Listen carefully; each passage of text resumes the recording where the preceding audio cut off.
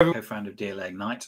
This afternoon, I've got with me Simon Kingsnorth, and we're going to talk about Simon's new book, or whether it's the third edition of his new book. I'm not quite sure. But before we get in and talk about this, Simon, where can people find you? Yeah, I mean, the easiest answer is just Google me, right? As much as Microsoft hate me saying that. Google me, yeah. I mean, simonkingsnorth.com is the website. You'll find me on all the social media channels. So wherever you go. So I remember reading the first version of this. I'm sure it was the first version, and this has now got just under 400 pages. It's a big old thick document now in third edition. I mean, what's been your inspiration to keep updating the editions? I mean, the thing is, it's 400 odd pages, but it's such a massive area, digital marketing now, as everyone knows who's in it. Of course, you could easily write 400,000 pages on it if you wanted to. Really, the inspiration for the first edition, which came out back in 2016, was that I was working in marketing at the time, had been for 20 odd years then, just coming up on 20 years, I think it was at the time. And I felt that there were three segments of marketeers that I was experiencing. There were those that had come from a marketing background and just didn't get the whole digital thing. It was becoming really predominant and just didn't really fully understand it. There were those from a techie background that wanted to move into marketing and sort of SEO roles or web development roles, which you need a blend of both. And then there were the young guys coming through who'd never done marketing, never done tech. They're learning it all together as one digital marketing piece. And there wasn't really a good book out there that said, okay, whichever one of these people you are, how do you put together a strategy that looks at what is a good marketing strategy, keeping in mind all the things you need to consider from a digital perspective? So that's where the inspiration came from. Thankfully, the first edition did very well, got picked up by a lot of universities, technology institutes, Chartered Institute of Marketing use it. So I like updating it. Obviously, digital, you have to update, ideally every week. You can't publish a new book every week, though. So I update it every 3 years to make sure it stays relevant with the latest trends. But I kind of have to as well to keep all the universities and institutes, make sure they've got the most relevant, up-to-date information. So one of the things that I notice about it is, I mean, it covers such a large expanse of different areas, doesn't it? Because you're covering from SEO, marketing automation, social media strategy. There's a lot of stuff in here. Yeah, and I think that's the point, really, is that if you're looking to put together a marketing strategy in today's digital world, you need to consider all the different parts. And I often talk about marketing as an ecosystem. And in reality, we as marketers should be trying to move away from digital marketing. We should just be thinking of marketing, and some of which is digital and some of which isn't, majority of which is, of course, these days. But we should be trying to move away from the term digital marketing altogether. But when I think of marketing, I think of it as an ecosystem. Everything affects everything else. From what you do with your brand layers across every channel. What you do with SEO can influence paid search and social media, and the data from all of those channels can inform each other. Your automation strategy is based on communications you're having with consumers at certain parts of their journey, which you'll see from the data you're seeing across all the different channels. Analytics, likewise. I mean, you look at every single point. There's no one area of marketing you can say, just do that and you'll be fine. Because even if you do just do that, you're going to be affecting 10 other things, whether you like it or not. So it's important to have a strategy that thinks about the implications of all those different bits and pieces, where you should focus, depending on what type of business you are, and what effort and how about to do that. So, of course, there are deeper books on SEO. There are deeper books on social media. You can't write everything in that one book, but it gives the high-level principles about how to execute and pull it all together. That's the purpose. But you're right, it needs to be broad as a result, yeah. And one of the things that I really like is that you're offering, there's further reading. And of course, you've got all of the references in place. So you're offering the reader the ability to say, okay, if you're interested in this bit, here's 5 books that you need to read. Yeah, and I think that's really important. So I don't claim to know everything, and I wouldn't believe anyone who did. I think in my mind, there are certain things that people are good at and certain things they're less good at, and certain strengths and weaknesses they all have.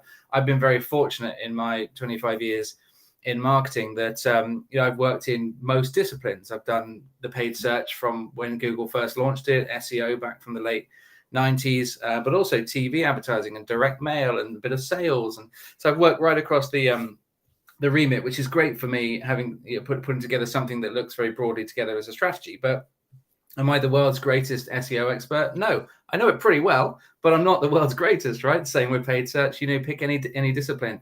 I'm a jack of all trades, master of none, perhaps. I don't know, but yeah, certainly from my side, I think there's always more information you can get, and the world is changing all the time. So obviously, I'm publishing blogs all the time on updates, things that are changing. You can follow those on my website or through any of my newsletters, and there are plenty of other people doing the same. There's tons of content on YouTube, and there are also some fantastic books, including yours, Tim, which, as you know, I have in my cupboard behind me because I'm a big fan of that one as well. So, for me, there are loads of great publications on all sorts of areas, and I don't encourage everyone to just follow me. I'm not some kind of god, so by all means, follow as many people as you can, get as many opinions, and delve as deep as you can into every subject. It's something I always encourage. So one of the things that you've done is you've got different parts in this. So the first part is knowing your business objectives and your customer. So give us an overview of what that is. Yeah, so it's funny because I do a lot of strategic work for clients around the world, helping them develop their marketing strategies, go to market, rethinking what they're doing, entering new countries, new territories, launching new products, and one thing we often talk about in those sessions is a real deep understanding of your goals and a good understanding of who your customers are. And whilst it seems really obvious on the surface to ask those questions, I find at least 8 times out of 10 people really don't know the answers. And that's critical to starting really where you begin in a strategy, right? Where are we and where do we want to get to are your 2 questions at the beginning. How do you get from A to B if you don't know what A or B are? So really coming down to what your goals are is critical, and keeping that in mind with everything you're going to do across your strategy is critical. I hear a lot of businesses when they're building their values talk about how we're customer first. And then they'll go and say, well, we're going to raise our prices 50% because that's going to increase our profit. Our customers will hate it, but we'll make more money. It's fine. Well, that's not customer first, right? So if you're going to be customer first, that's great. But then you've got to live those values through. If you're going to be profit first, then say you're profit first. Don't just pretend you're something else. So really understanding what your goals are, what you specifically want to achieve is important. And as I say, knowing your audience is critical. So most businesses I find make some big assumptions around who their audiences are. And there's often some cognitive bias in that as to who I think they are based on me and some people I've met who I know are customers. There's always a bit of that. There's also some misconceptions around who is a digital customer, right? Digital customers are young, right? All the guys everyone on TikTok is under 25, right? And everyone on Instagram is 18 to 35. And there's a lot of these sort of facts, so-called facts, that get thrown around. The fact is everyone is digital now as well. And it's important to appreciate that. You can't say, well, we don't need a website. I've genuinely heard this from companies. We don't need a website. Our customers are about 50 years old. We don't need a website. They're too old for the internet.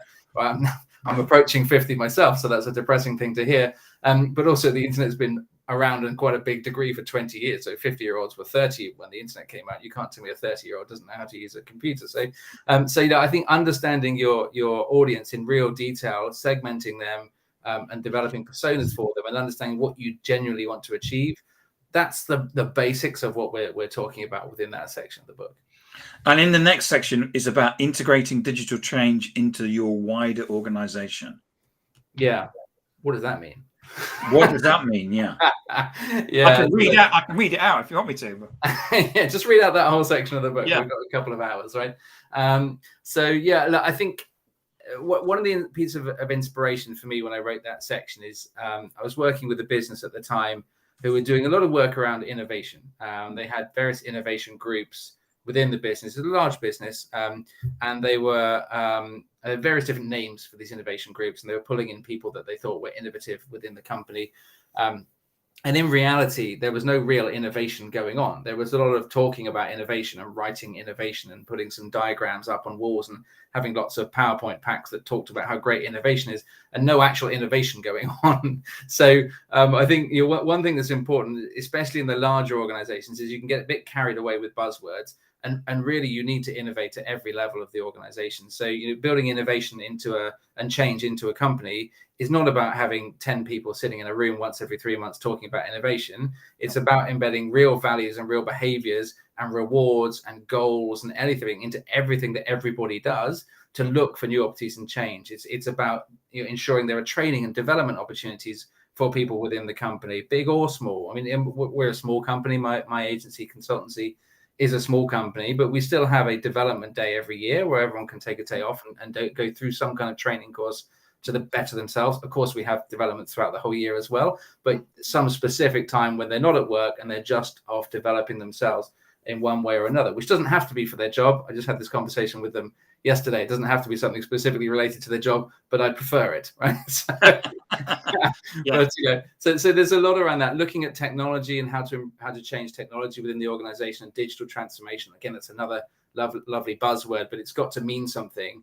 And digital transformation is not about buying a piece of technology. The tech is an enabler, really. It's how you use that technology, the processes you set up, the way you train the people, the way you structure the data. That's the stuff that's important in digital transformation.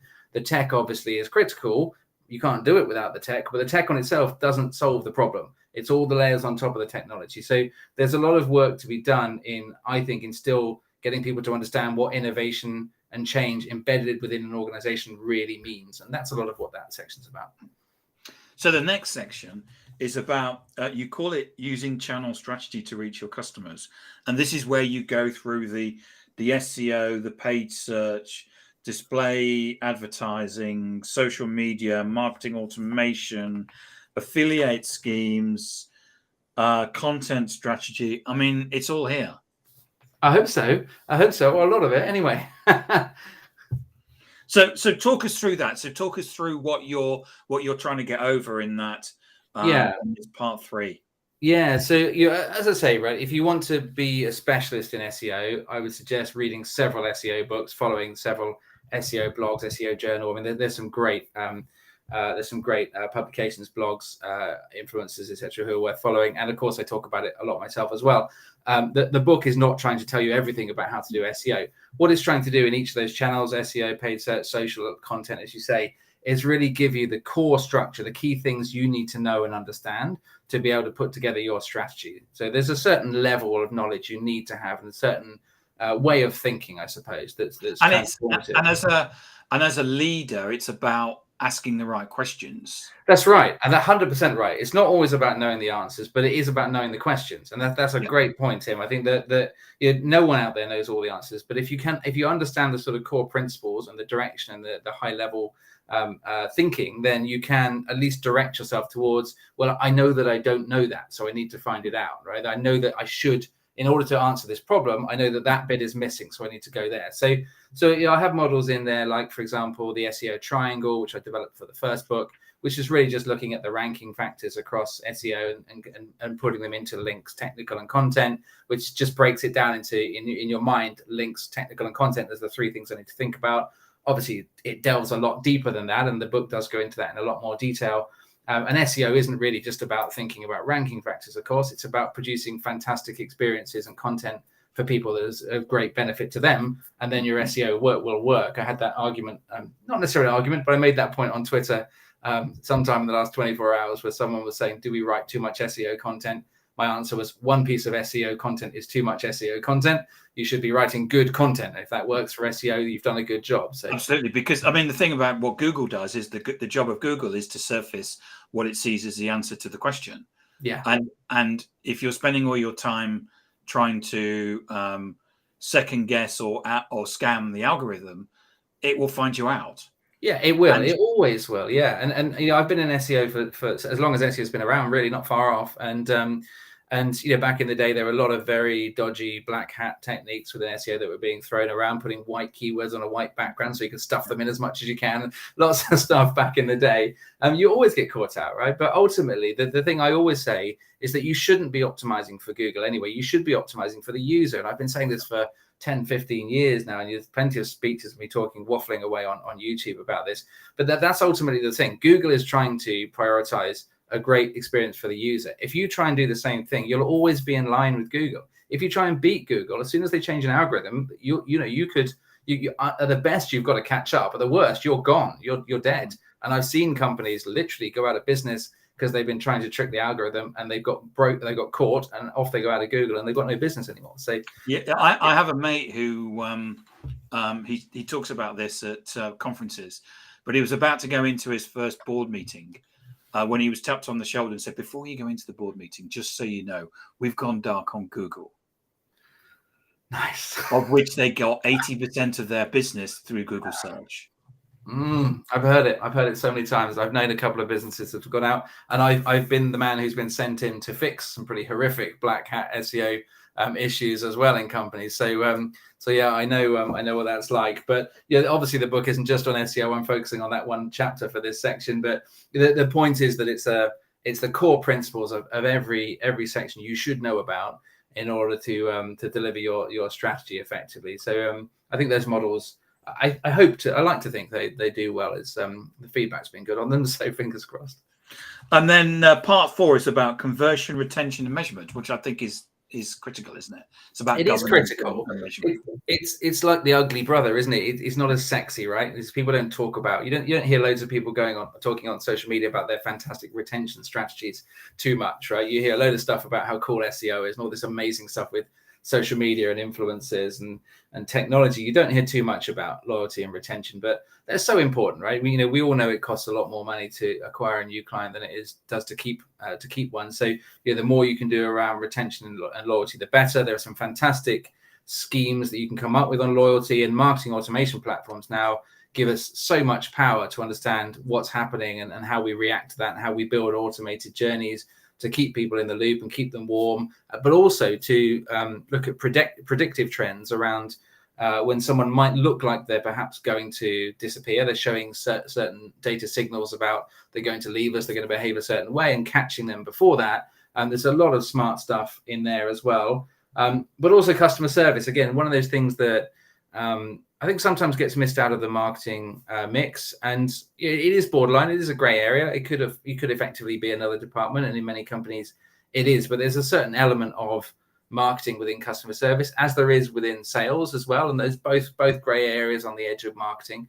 I think for me, in marketing, a customer service department now, it has to know how to use social media, and that strategy has to be embedded into how you run your social media generally as a marketing department as well, how you message and how they use the CRM system that you're also using for marketing. So when you're servicing someone, you can look in there and see what emails have they read, what have they opened, what pages have they visited. Again, that's all around the same areas as the marketing strategy. So that whole CRM, loyalty, retention, service piece is the piece that is not, as I say, not particularly sexy in the marketing mix, but for me is possibly, after planning, I think the most important part of the strategy. If you get your service and your retention piece right, and you plan really effectively, because as we know, failing to plan is planning to fail. Yeah, exactly. So we love our cliches in marketing, don't we? But if you get both the ends of that right, everything in the middle, you will be able to flex and get right. Having a fantastic SEO strategy, but one that doesn't fit what you're trying to achieve as a business, and then completely failing on customer service, doesn't get you anywhere. So it's critical for me that the top and tail, I suppose, of the strategy are right, albeit not the sexiest parts. And then finally, part 5, tailoring your final digital marketing strategy. So talk us through that. Yeah, so that really is it's a summary to catch all of everything we talk about throughout the book. So looking at how we talk about the key things within SEO and social media, and then where we looked at audiences and how you compare against your competition, and all that good stuff from the early parts of the book. We start to say, through a step-by-step process, how do you, within your business, build your strategy? So how do we find out what's relevant for you? So whether you're trying to grow a B2B SaaS business, or you're trying to sell T-shirts on your website, or whether you have 100,000 employees or no employees, whatever it is, that last part of the business really takes you through all those channels and say, this is where you should be thinking, this is what you should be thinking about, how it will affect you as a company, perhaps where you should focus, and also sometimes where you should not focus. There are things not to focus on as well, which sometimes is a bit of a surprise to people. when you talk about social media. And sometimes I'll say to them, don't worry about Twitter so much on the for you, not quite so relevant. And sometimes, but it's Twitter. Surely I have to be on Twitter. Well, no, not necessarily, right? If you're trying to grow a B2B business, your best use of resource, let's not be busy fools, focus that energy into LinkedIn. If you can do some campaign management and some organic content through LinkedIn, you might actually find you get that far more productive, and Twitter's just a bit of a distraction, really. So there are areas like that to focus on. And I'm not saying Twitter is always a distraction before someone from Twitter gets me on the phone, but Elon Musk starts calling me up, my stock price is going down. So I think it's important in that last chapter to look at that every individual that's reading the book and tailor it to them, and that's critical, because it does. Every strategy really should not only be tailored to the marketeer running it, but also to the client who's experiencing it as well. And that's where we're trying to get to at the end. Simon, thank you so much. The thing that you've got a whole load of great diagrams in here as well. Do my best. My PowerPoint skills are fantastic. Which I know that Kogan Page will have wanted you to put in, because but the thing is, I don't know about you. Well, when I first wrote my first book, there's like 8 diagrams. Yeah. Now if I was to do it, there would be like 50. Yeah, that's right. Because the thing is that it makes it, it makes it far easier, and if you get something like that, it's not just page after page after page of text. No, which the modern reader doesn't want. It really breaks it up. That's right. And I mean, look, we as humans are generally visual, which is why we love video content generally more than written content.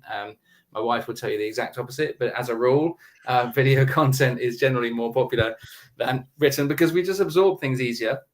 We can see them, we can picture how they fit together. Okay, great, logically got it, that makes sense, move on. Rather than reading a page of content and maybe having to skip back, or what did that say again, how do I refer to that? It's just much easier visually. So infographics and videos are always good. So yeah, we have a lot of that, but there's still a lot of text in there, I'm afraid. But I mean, it's good text. So where is it that people can find this on Amazon? I'm assuming. Yeah, absolutely. You can get it on Amazon. Most bookshops around the world, but certainly Amazon's the obvious place where most people go to. And of course, you can buy it straight through my website and everything else. Okay, right. And Kogan Page website. And the Kogan Page website. Yeah, absolutely. We ought to Amazon's most people's one-stop solution, isn't it, these days? So yeah, free plug for Jeff Bezos there. So, Simon, thank you so much for coming on. Remind people where they can get hold of you. Yeah, so absolutely. By all means, you can reach out to me on any of the social media channels you would expect. So certainly Instagram, LinkedIn, Twitter, Facebook, you name it. And of course, through my website, simonkingsnorth.com. Just give me a shout anytime you need me. You get hold of me there. Brilliant. Simon, thank you so much for coming on and talking about the new book that you've got out. And, as you know, I've read it and I think it's excellent. So. Thanks, Tim. Great. Love your book too. So happy days. So I actually say so on the back. You do say so on the back of this one, don't you? Yeah. Awesome. Thanks, Tim. Thanks, Simon. Thanks for talking.